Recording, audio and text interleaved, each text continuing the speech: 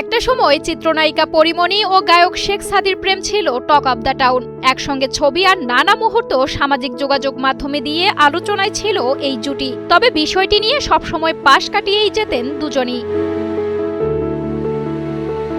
তবে নতুন খবর হচ্ছে বিয়ে করতে যাচ্ছেন শেখ সাদি। পরিবারের পছন্দে যুক্তরাষ্ট্র প্রবাসী সুরাইয়া আফরোজের সঙ্গে তার আংটি বদল সম্পন্ন হয়েছে, যা ভক্তদের মাঝে নতুন করে আলোচনার জন্ম দিয়েছে।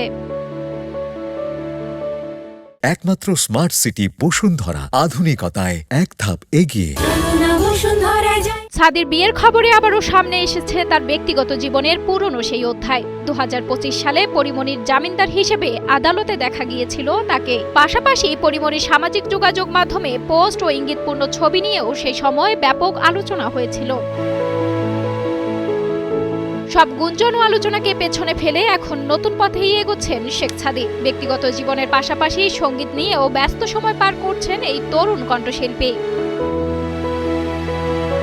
সানজানা সাথী, কালের কণ্ঠ।